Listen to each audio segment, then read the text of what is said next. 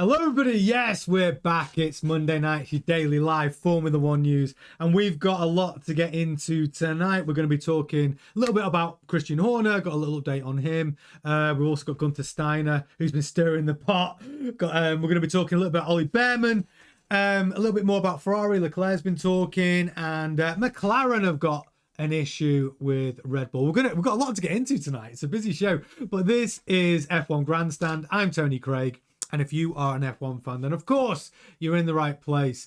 Subscribe if you haven't already. If you do enjoy the video, please smash a like on it. Hit the notification bell so you can stay up to date with all of our content. And if you fancy hyping it, much appreciated as well. So, okay. The other thing I need to tell you about as well.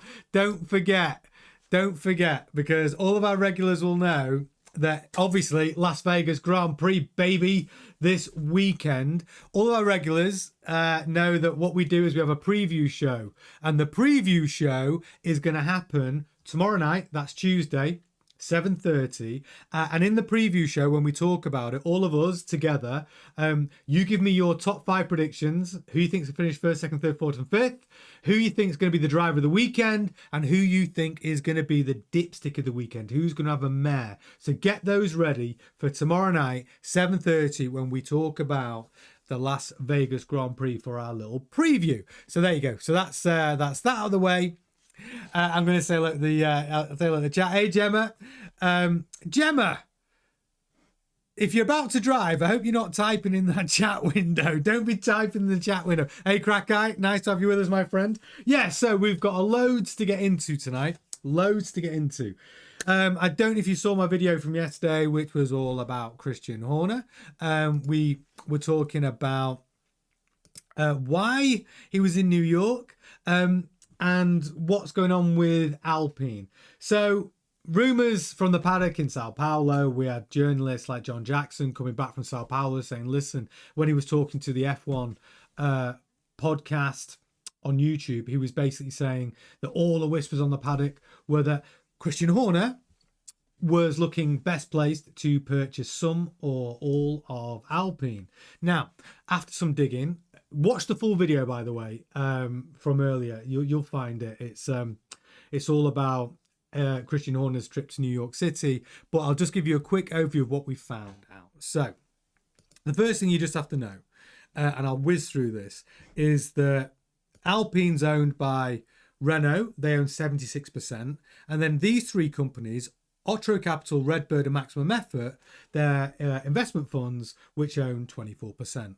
Now, Otro Capital is the lead investment fund, controlling the other two, and they have been open about trying to sell their 24% stake in Alpine Racing. Now, they bought their stake in 2023 for 200 million.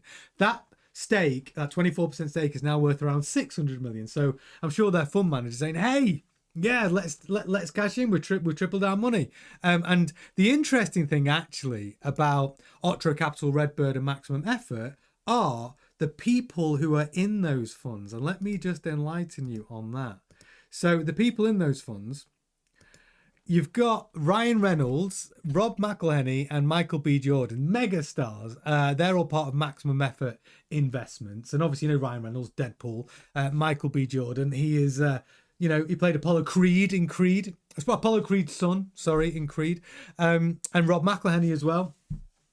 And then we've got Otro Capital. And then you've got a load of celebrity and sports stars behind Otro Capital. You've got Patrick Mahomes. You've got Travis Kelce, Rory McIlroy, Anthony Joshua, Trent Alexander-Arnold, Juan Mata, and more, loads of them. Anyway, so there's all this money that's come from all of these celebrity people, which eventually went into the pot to buy 24% of Alpine. Anyway, it's that fraction that we know for sure want to sell their stake.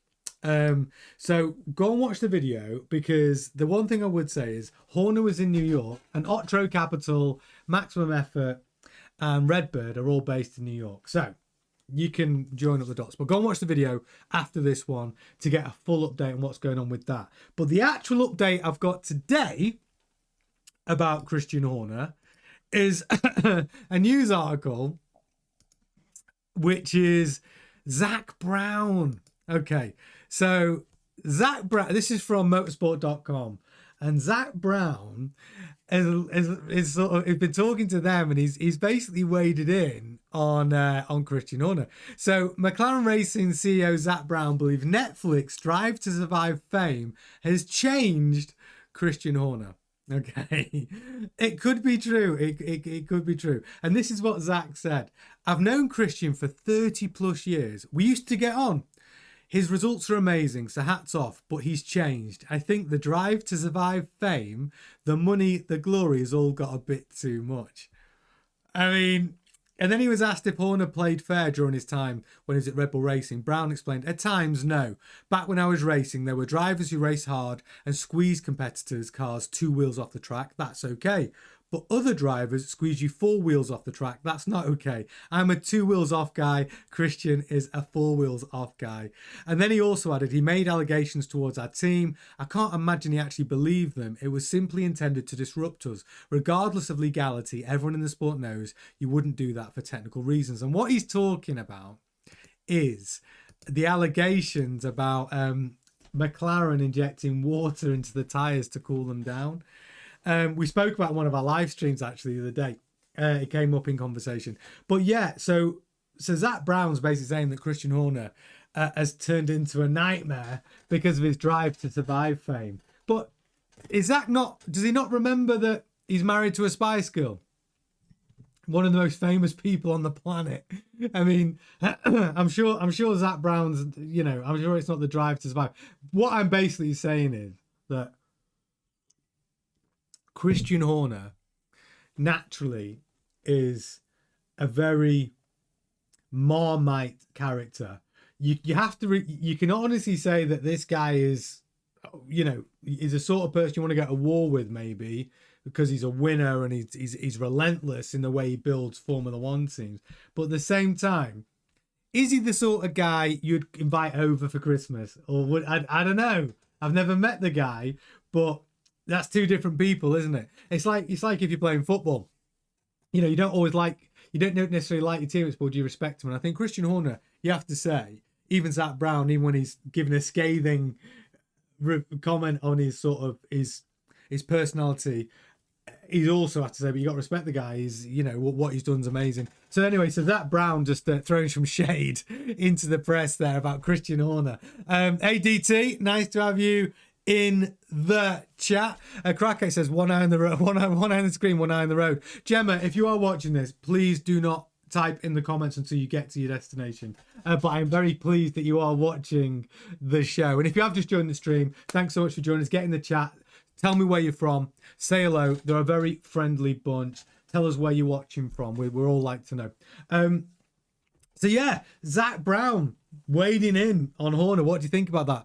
Do you agree with Zack Brown's comments? Can you imagine him being, do you think that Drive to Survive has changed him, you know, given him this kind of ego complex? Or do you think he's always had one? Hey, Raymano, Seville in Spain, brilliant, excellent. Thank you so much for getting in the chat.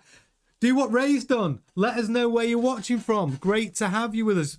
It's a great, honestly, it's a really friendly community. Gemma, Crackite, DT, some of the OGs that have been with us from day one, and it's lovely to have you. Yeah, and Ray says he has always had an ego. Crackite's on his sofa. Of course he is. Mug of tea there, Crackite as well. I think that Christian Horner, this is what I believe about fame. I think fame amplifies who you really are, right? So it was probably always, right, and I say this with all due kindness, it was probably always a bit of a dick, and fame amplified it.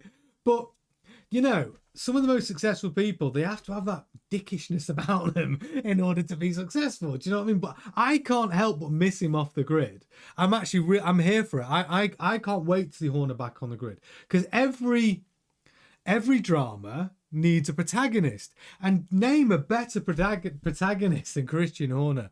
I mean, he is drama through and through, but he's also good at his job. So, you know, and what was the best thing Horner did there? One, his driver program, Vettel, Max Verstappen. Two, you know, he had Ricardo, Alexander Albon. Like, you know, he's done some things well. some things which are pretty brutal. His best appointment though was convincing Adrian Newey to join the project. That was Horner's biggest achievement. Now wherever he goes next, obviously that's not going to be a problem, not going to be possible, because as we all know, Adrian Newey's building his rocket ship over at Aston Martin. DT says, I also believe having a few championships under your belt allows you to be a little bit more confident in the smack talk you dish out. I agree. You've got to earn the right, haven't you?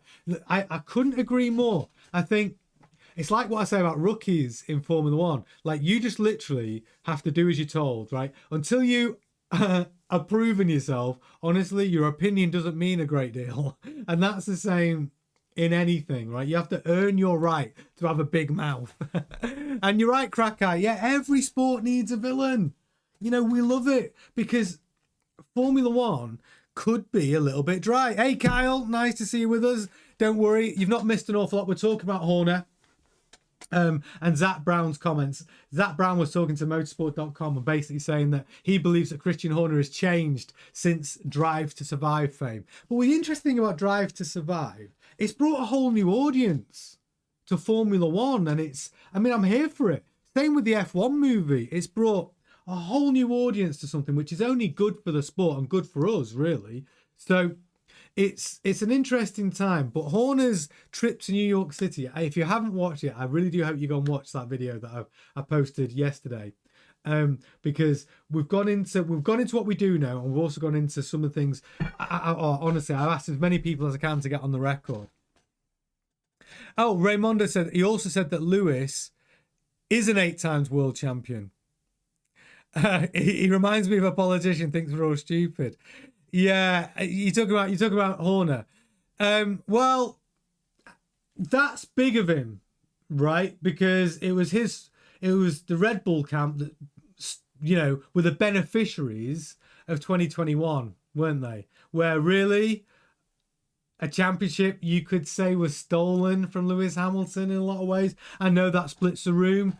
2021 is always going to be incredibly contentious. I'm on the camp that I think Lewis Hamilton was robbed, if I'm honest. That's what I think. But if Horner is able to say that Hamilton's an 8 times world champion and sort of an honorary giving him that championship from Max, I mean, you know, that would show a level of fairness which I never would have thought would have been in Christian Horner, to be honest.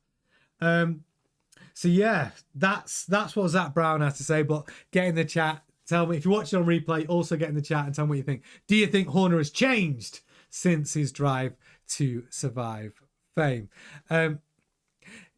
Oh, Zach said it. Sorry, yeah, because I was going to say I never read anywhere that Horner said that Hamilton's an 8-time world champion. Yeah, so Zach said he's an 8-time world champion. Yeah, I mean, I think we all believe that Lewis that championship was robbed from him. Now, I'm not going to get into it in this show, but we will do something on this. We will definitely do a video and analyse the 2021 season. But we all know that Lewis was robbed. But the real question is, was it I mean, I'm getting really conspiracy theory now. Was it something more dark? You know, was there dark forces at play that didn't want Hamilton to win the 8th world championship? I know a lot of people believe that as well. And we should get into all of this. And we will do. I promise you, a video in the future will definitely get into all of it. Obviously, I think that Hamilton was robbed. But here's the good news for Hamilton. Do I believe he's got another world championship in him? Yeah, give him a car. And I think there is. I really do believe there is. Now, I'm going to move on from the Horner chat because, like I say, we did a big video on it yesterday and you can get into that after this show. Oh, sorry. I have got one little thing to add on the Horner chat. So Bernie Ecclestone was getting asked again. This coming out from Planet F1.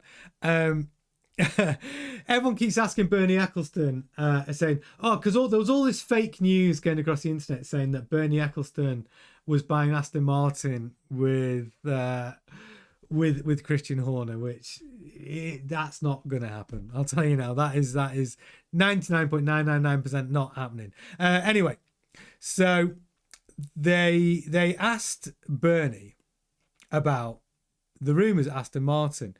And then what Bernie said was, how old do I have to get? He's 95, by the way. How old do I have to get before these rumours about me finally stop? That's what he said to Blick. He said, another team I was supposed to buy with Horner, but didn't technical genius Adrian Newey leave Red Bull for Aston Martin because he didn't want to work with Horner anymore? That's what Bernie's stirring the pot again. And then Bernie said, I wouldn't rule out Ferrari. It's complete chaos there. And boss John Elkann is even insulting his two drivers now. Bernie's stirring the pot. Absolutely stirring the pot.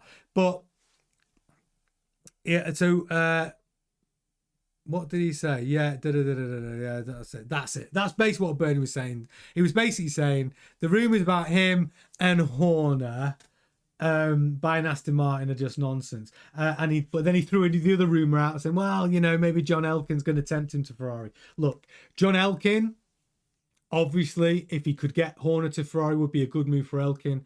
Horner's not going to take that job, I don't think, because Horner is buying a team. And why would he take the Ferrari job? All the money in the world doesn't give you ownership, right?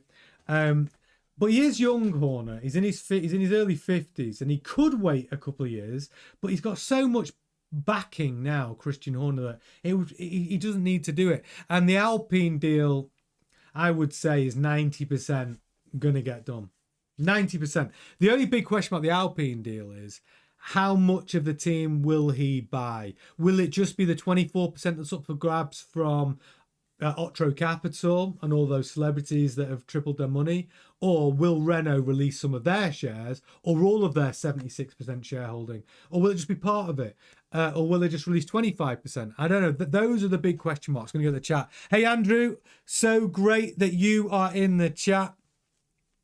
He's talking about the Hamilton case. Yeah. It shouldn't split the room. It was undeniable. Hell yeah, it was deliberate. Yeah, Andrew, I agree with you. It shouldn't split the room.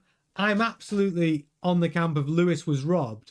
But unfortunately, there is another fraction. There is another fraction. I don't know how big that fraction is, but there's another fraction that think that he wasn't robbed.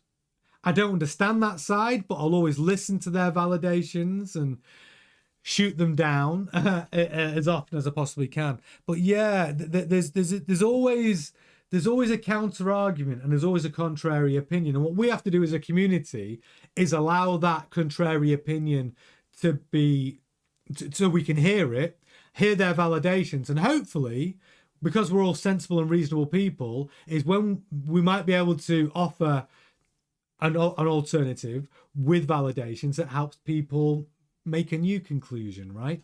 And that's what we do as a community. We always keep it respectful, because everybody's got an opportunity to have their opinion checked, me included. I might offer an opinion on my take on a situation, and I love the fact that we have a community and go, hey Tony, did you know this? Have you thought about this? Here's my counter argument, which here is my validations for that argument. And I can have my opinion changed. And very wise men say that a man with a rigid opinion is an idiot, right? Otherwise, we're never learning anything. So that's what I think is really cool about this community. We've always got to be able to create a safe space where people can give their arguments.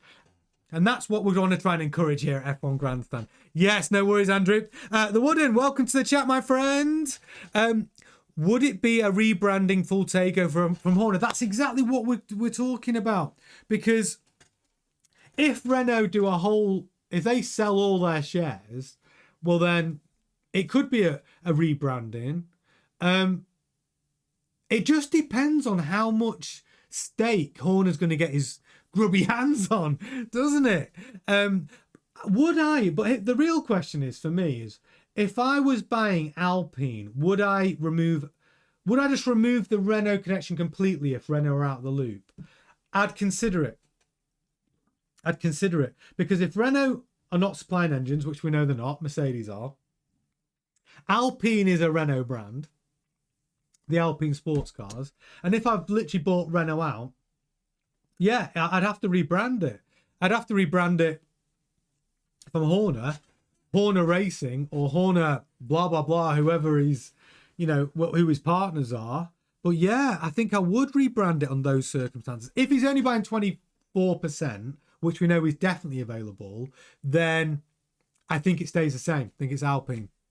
Uh, yeah, DT says, I don't think he was robbed, but I won't derail the stream over it. See, I told you there's always a counter argument, DT.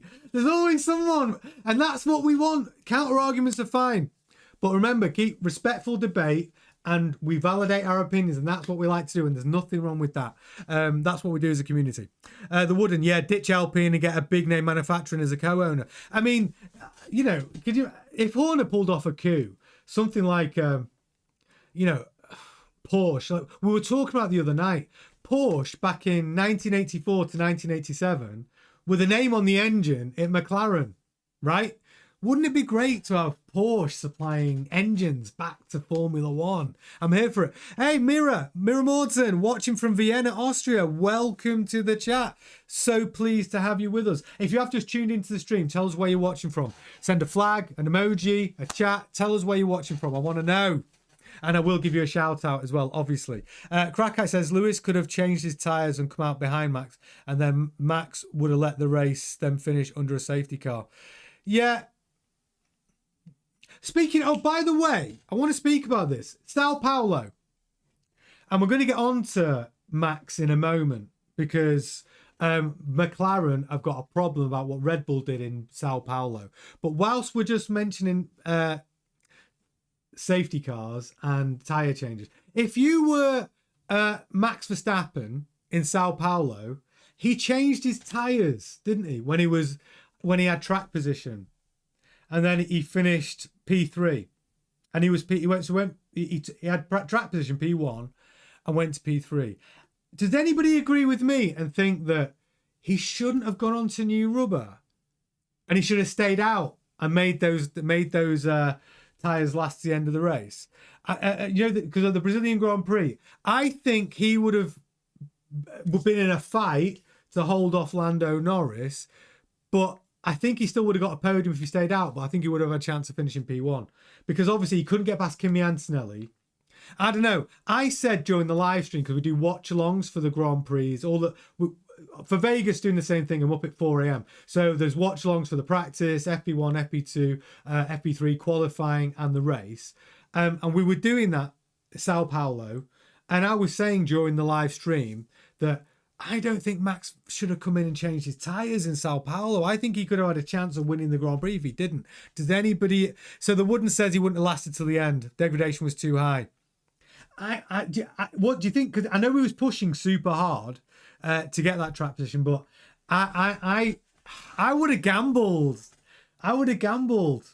But maybe I'm the only one. I would have gambled. I know they get the deltas obviously on the in the pit wall, but there's a few people in the paddock that said the same as me and said that maybe they would have left him out. A couple of team principals saying that maybe they would have left him out. But yeah, I'm just throwing that out there. But yeah, we do have other stories to get into. So yeah, so Zach Brown slagging off Christian Horner, I actually found it fairly amusing. But speaking of people who love to stir it up, our old friend, your friend of mine, you know him, Gunther Steiner. What has he been saying? So Gunther Steiner's been jumping in, stirring up the pot at Ferrari. Okay, so he's basically saying, Gunther Steiner is saying that every F1 team are going to be trying to sign Oliver Bearman, right? And we're going to talk about Oliver Bearman in a minute. And he went on to say, if Hamilton next year isn't any good, they should replace him with Ollie. Ollie's doing a fantastic job. He shows what he's worth. This is all coming out from F1 Oversteer, by the way. I mean, at the beginning of the year, he made mistakes. Now he's as clean as he get. I mean, he blows away Ocon, who obviously is a much more experienced driver, paid a lot more money as well. He blows him away, leaves him just behind. And I mean, I think if Ferrari doesn't give him a seat in 2027, I think he'll get a seat in one of the top teams anyway in 2027. He will not be hanging around in the midfield. That's my opinion, because he shows what he can do. I mean, his drives are so solid in the moment, fantastic to watch. But I think, and then he goes on to say, Fred will not forget to renew Ollie's contract if he wants to keep him. But I think for sure in his contract, he's got something. If in 2027, I don't know, if it's 27 or 28, he's not in a Ferrari, he's going to go wherever he wants. But for sure, Ferrari's got some options on him. They paid half of his career to get him where he is. So, stirring it up, because obviously at Ferrari, there's been all sorts of crazy crazy stuff going on at Ferrari. We've got the receipts, got whole videos on what Elkin's been up to with what he's been saying about the drivers, where it's come from, all the rumours. And then Gunther's stirring the pot. But it does put the focus on Ollie Bearman.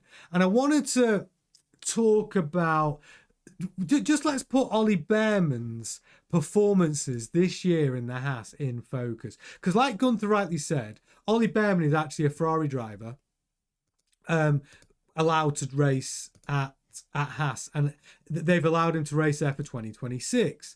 But we've got all this drama going on at Ferrari where the drivers, aren't happy. Leclerc's management are talking to other suitors. Hamilton's not really found his form. The team's a mess. Engineers are unhappy. John Elkin's telling the drivers to be quiet. And he's also saying they should concentrate. It's a mess. And if you want to know the full Ferrari story, you can follow it from the Ferrari playlist on the channel, and you can keep up to date with all of it. But let's remind ourselves of Ollie Bearman's results. So, Australia, P14. Not great. In China, his second Grand Prix, P8 in the points in the Haas. Then he had P10 in Japan, P10 in Bahrain. Again, and remember, he's in a Haas. Arguably the second worst team, right? And he scored points in Japan, Bahrain. Didn't finish in Miami. Bad result. Getting a 17th, then 12th, then 17th, then 11th, which is out the points. And then we get to an uptick in form. We get to Dutch Grand Prix, 6th, Italy, 12th, Azerbaijan, 12th. And then we get a 9th,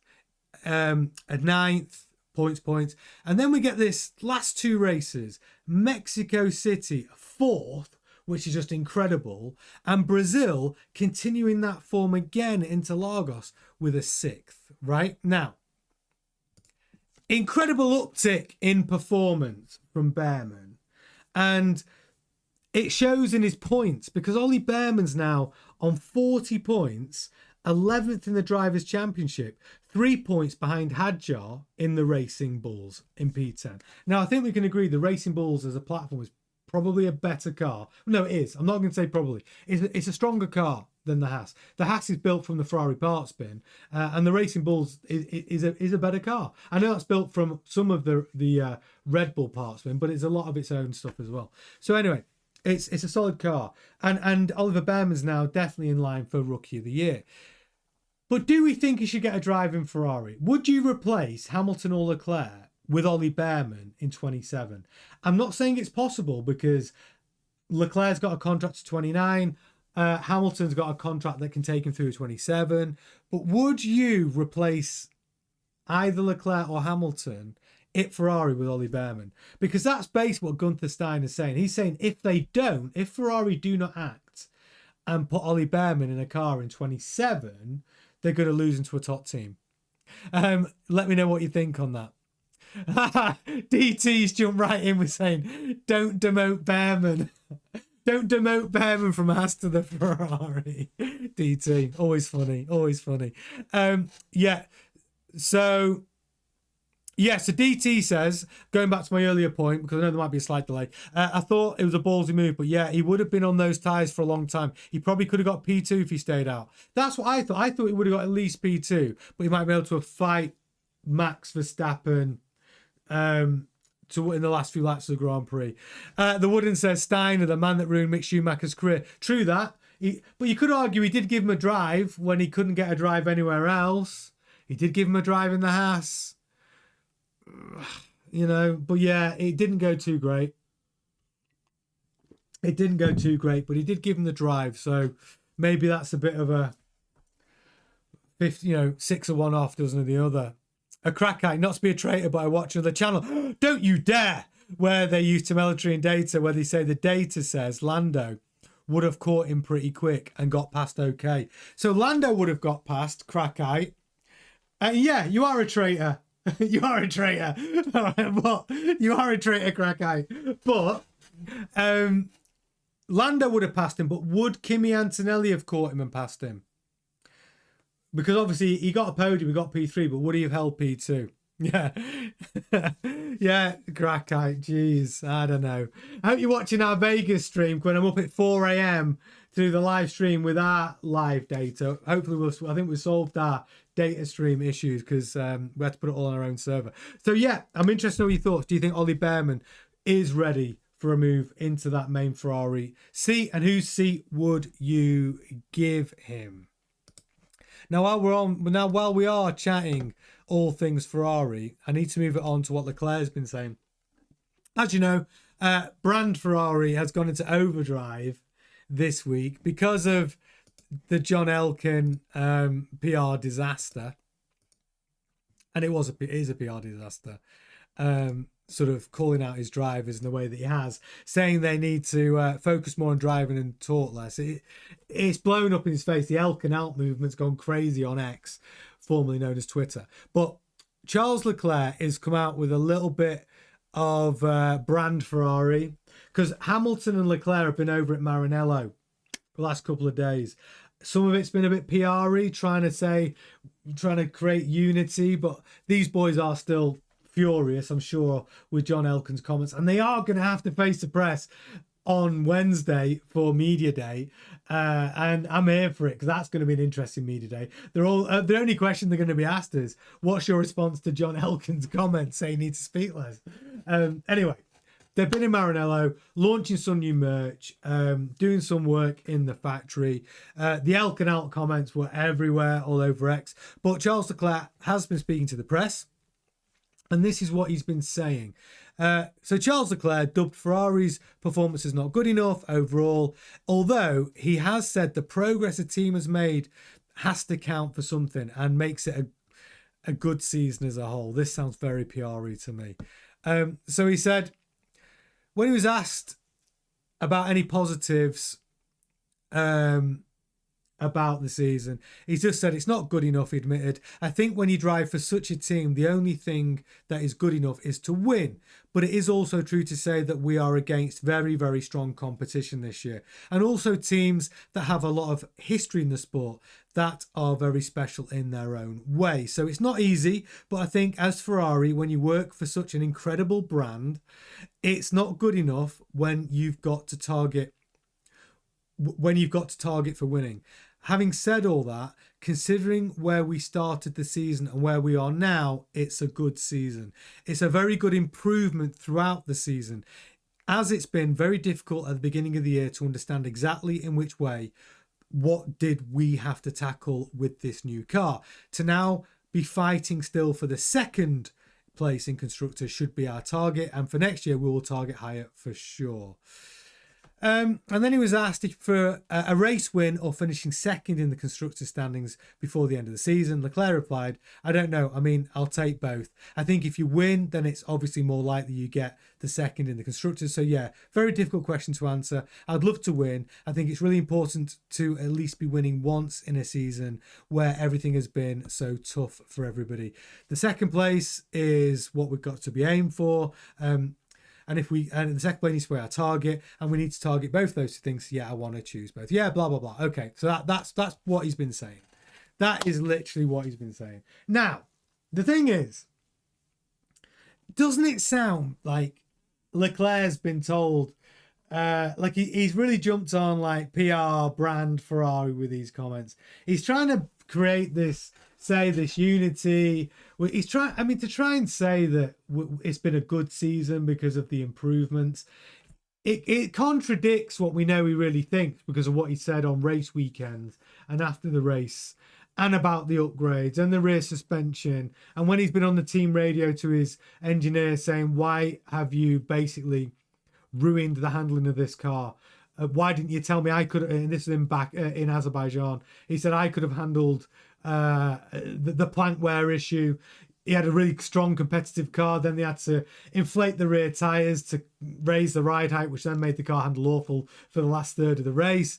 It just totally, performance just dropped off. So we know his real feelings, which are, you built a car to run at a ride height that can't be sustained throughout a Grand Prix, and then you've not been able to solve it throughout the whole season. And the only solution you brought with this new rear suspension, which then meant we couldn't alter it wasn't a suspension allowed us to change setups. It was just not a good solution. It hasn't really worked. Yet after all this Elkin out stuff and Elkin calling out the drivers, and then and the story gets thicker and thicker. You know, the engineers then pointing the blame at Enrico Cardil because he was the guy who, it was his platform and 24 car, then left to go to Aston Martin. And then it was down to Fred Vasseur's phone call after Sao Paulo because he gives Elkin a report after each race. And then Elkin was responding to that. I mean, the story gets crazy. All the videos are there on the channel. Have a look at under the Ferrari playlist. You can get up to date, have a laugh, watch it all. But the Elkin out movement has been going strong. And then we get Leclerc coming out with this stuff. Whilst he's at Maranello, by the way. This interview was done while he's in the factory. Trying to say the team should be applauded. And it's not and it's a good season, really. Leclerc is the real strong point of the season is Leclerc's performances. 7 podiums in that car is quite phenomenal. So really, something's been said, hasn't it? Brand Ferrari have come down after all of this PR nightmare that they've been having since Elkin's comments.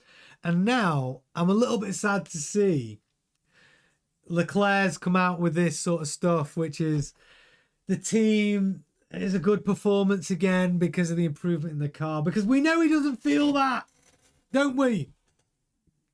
He's proven it over and over again. We know Hamilton doesn't feel that. And actually what's interesting is there's been no comments from Hamilton since his trip to Maranello. So obviously, if there has been some sort of brand PR meeting with the drivers because of this Elkin out, Leclerc has been the more malleable driver because he's the only one to come out and publicly say anything. Hamilton's kept his mouth shut. I respect that because I think that silence from Hamilton probably tells me that he's gone, nah, I'm not. Look, I'm happy to say nothing, but if you expect me to come out and start spinning a line or a yarn about trying to put a positive spin on this season, which has been quite honestly horrible, I'm not going to do it. And I think that's more likely. Whereas Charles Leclerc's gone, all right, John. All right, John, I'll do the interview. I'll try and put a positive spin on all this PR nightmare that you're going through. But I suspect that Hamilton's gone, nah, no way. I'm not speaking to anyone. I'm not saying that. I'm not going to try. If they speak to me, I'm going to tell the truth. And I get the feeling, because it's Leclerc that's come out with those public comments, that Hamilton's the one that's gone, no. And I respect that about him. He's a 7-time world champion. And after you've told him to keep his mouth shut, I wouldn't want to come out and start spinning a load of crap either. Trying to then change my own narrative to say, oh, the team's been successful because of the improvements. What improvements? You know, Crackeye says Leclerc turned up with either a green apple or a red apple for Elkin. Exactly that. Leclerc's gone all like, he's gone all like prefect on us, hasn't he? He's suddenly he's been reined in. Hamilton's gone, nah, mate, nope. I'm not doing that. And Leclerc's been the one who's been sent out to face the press and to try and put a positive spin. And you know what's really interesting? When you look at the tone of what he's saying, the real creepy thing about it for me is, remember that when Elkin said that the drivers need to focus more and stop talking, what did he say just before that? He said the engineers are a winning team. The pit stop crew are a winning team. All this heaps all this praise on the engineers, when we all know the engineers, you can't say that. They've been struggling at best. But then Leclerc's come out and said, somehow trying to say it's a good season. Oh, he shouldn't have said that, because everyone's like, oh, don't say that. Don't say that, Charles, because it isn't. And the Wooden says, the thing is, if you want a good car next year, you do have to toe the line. And maybe you've hit the nail on the head there, the Wooden. Maybe that is exactly what it is. Maybe that, you know what? Because he's stuck with these engineers and he's stuck with the team, and there's obviously disharmony. And I'm sure Brand PR did tell him to say, some little nuggets that needed to be in there. But that is a very, very good point. If Leclerc's agreed to do it and Hamilton hasn't, I'm guessing it's because of what the Wooden said there. He wants to get that team unified and help get them unified. So they give him a car in 26 that he deserves. And we all know Leclerc can win a World Drivers' Championship if you give him a car. And that's a very good point, the Wooden. That could be the reason why he did it. But I'm guessing Hamilton would have been given the same opportunity to speak publicly, and I'm guessing he rejected that opportunity because they're both going to have to face the press soon enough, aren't they? Right? They are. They're both going to have to face the press for Media Day at Vegas. And speaking of that, by the way, speaking of that, don't forget. If you're just watching the stream, we will be doing a full live stream schedule, watch-alongs for Las Vegas. I'm going to be up early in the morning here in the UK. So free practice 1, free practice 2, free practice 3, qualifying and race. We've got live timings, track, and commentary. It's a lot of fun. Get in the chat. We can watch the action together. So you can be watching it on your telly, having this open on your laptop or whatever, on your phone, and we can be discussing the action as it happens. Bit of live commentary. So do join me. Make sure you got the notification bell hit on the channel so you know when we go live. But Las Vegas, baby, it's going to be a party. I'm going to put 4 a.m. for this, and I don't want to be doing it on my own. So make sure you join me for the Las Vegas Grand Prix watch-alongs. Yeah, so make sure you got the notification bell. And if you have just joined us, thank you so much. It's been a lot of fun seeing new people in the chat. Really cool, that is. We don't want any more of you. We plugged you already.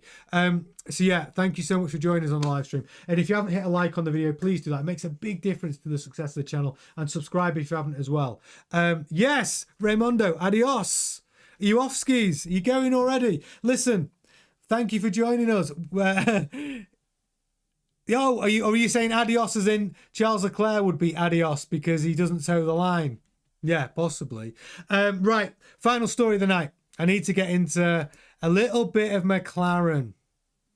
So, Andrea Stella doesn't like to complain too much. He doesn't like to put in any, he likes to take it on the chin a lot. And if you've been watching my live streams and my videos, you know exactly what I'm talking about when it comes to Oscar Piastri. Doesn't like to put too much objections into penalties. He didn't do it in Silverstone where he really could have appealed, and he didn't do it in Sao Paulo on behalf of Oscar Piastri. He could have appealed. Yet he's furious about Max Verstappen in Sao Paulo. Right, let me tell you what he's furious about. So Max Verstappen started the Grand Prix from the pit lane. Why? Because they put a new engine in the car. So they broke part firme, did more update. They did some work on the car when it meant they were going to get a start from the pit lane penalty. But the thing was, he was already starting from the pit lane anyway. So they changed the engine, right? They changed the engine, which would normally come with a penalty. There was no penalty for that engine change. So basically, Max started with a brand new engine from the pit lane. Andrea Stella is furious about that. Obviously, we know what happened in the race. Max Verstappen had probably arguably one of his greatest podiums ever, going from the pit lane to P3, and it was a very well-run race, not just from Max, from the pit wall as well. His pit crew. It was a brilliant race from P19 from the pits to P3. A very, very impressive result for Max Verstappen, and Andrea Stella is very annoyed about it. And I'm not annoyed that he's annoyed about it or that he feels he wants to fight back on that one. I'm annoyed because of my video this week, which was saying how McLaren betrayed Piastri. One of my big points on how McLaren have betrayed Piastri is because team principal Andrea Stella doesn't fight for him in moments where he could do. When Piastri's fighting on the track, and so's Lando. Well, then he wants his team to fight for him off the track and whatever that looks like. And there was 2 points this season where Piastri really, I felt, Stella let him down. He could have fought for him and appealed the penalty decision for the Silverstone penalty, where it was on the where the restart where he held up where he held everyone up, broke too hard, got a 10-second penalty. And then Sao Paulo, where he got his 10-second penalty for going for the gap, and him and Kimi Antonelli had coming together, and Kimi Antonelli ended up spinning, banging into Leclerc, taking out Leclerc's front left, and then Leclerc's out of the Grand Prix. And by the way, even Leclerc didn't think it was a penalty, that the penalty for Piastri was harsh. And even, publicly, Andrea Stella said it was a harsh penalty. But he didn't fight for his driver with an appeal, right? And that's my point. He's publicly saying about this, how they might fight Red Bull for not receiving any sort of penalty for changing their engine because they were starting from the pit lane anyway in Max Verstappen's car. Yeah. I don't know. It just sparks like a bit of, McLaren. The one thing McLaren have let everyone down, I think, with their team this year is the way they've not fought for their drivers. And they've tried to be so fair, but in trying to be so fair, I think they've perhaps been unfair to Piastri in some ways. And I think, and in the opportunities where they really could have helped Piastri with his mental problems, I guess you'd call it, or that the mental fight he's had to go through since Monza and then Baku to try and get him on an even keel to his earlier performances from the season where he was Mr. Ice Cool. I think Andrea Stella's let him down, and this is almost a bit more like throwing sand in Piastri's face, where he's now fighting because of this engine change that Max took advantage of because he was starting from the pits anyway, which meant he was going to start from the pits. So it wasn't really a consequence. But I don't know. What do you think? Do you think Andrea Stella has really fought for Piastri this season? And do you think he should be bringing some sort of appeal for that decision? They wouldn't. Yeah, but if you haven't used all your allocation of engines, then you've done nothing wrong. Well, the thing is, this is what Andrea Stella's complaint is. It wasn't really the starting from the pit lane thing. He wants to know whether, because they put a new engine in, does it fall within the cost cap? Like, could they afford it financially under the cost cap rules for that engine? Could they afford it, or have they breached cost cap rules? That's really what his investigation is. It wasn't so much the pit lane start. It's, hang on a minute, you put a new engine in. Is that can you afford to put that new engine in, or have you used all your allocation, which is what the Wooden's saying? And if they haven't, can the cost cap afford it? And that's what he's trying to find. He's trying to get them on a financial side of it, whether that engine was legitimate or did it fall within the cost cap? And if it falls in the cost cap, can they afford it? And that's really what Andrea Stella's complaint is about. I don't know what the answer to that is. Waiting to hear what the outcome of that complaint is, but that is the nature of the complaint. They can't do anything about he was starting from the pit lane anyway, but they can do something if the engine doesn't fit within their allocation and whether it fits in the cost cap. So that's basically what his complaint is. So we're yet to find out. But it's just a little bit more of McLaren's, the McLaren story, let's say. The real McLaren story is Piastri going to turn up to Vegas? That's the real story for McLaren. And we will be getting into that maybe tomorrow, because don't forget, tomorrow night is our Las Vegas preview show. Everyone needs to have their top 5 predictions. 1, 2, 3, 4, and 5. Who you think is going to be driver of the weekend and who you think is going to be dipstick of the weekend. Get those together for tomorrow night, 7:30, because that is when we will be doing the Las Vegas preview show, and I don't want any of you to miss it. But we're coming to an end now. Just time to say thank you so much for watching the show. I really do appreciate everyone that's got in the chat. Seems for new faces, love that. Subscribe if you haven't already. Smash like on the video if you haven't already, and if you've enjoyed it, hit the notification bell to stay up to date with all the content. Thank you so much for watching. Tomorrow night is Las Vegas preview, baby, 7:30 GMT. I hope to see all of you with us then. Do keep an eye out for any breaking news, any videos that get posted tomorrow during the day. Good chance of that happening also. But apart from that, thank you. Thanks again so much for supporting the channel. I'm so grateful to each and every one of you. Truthfully, I am. And yeah, I will definitely see you on the next one. And definitely tomorrow night at 7:30 for our Las Vegas preview. And we need to get interactive. So I'm going to see you then. Ta-ta.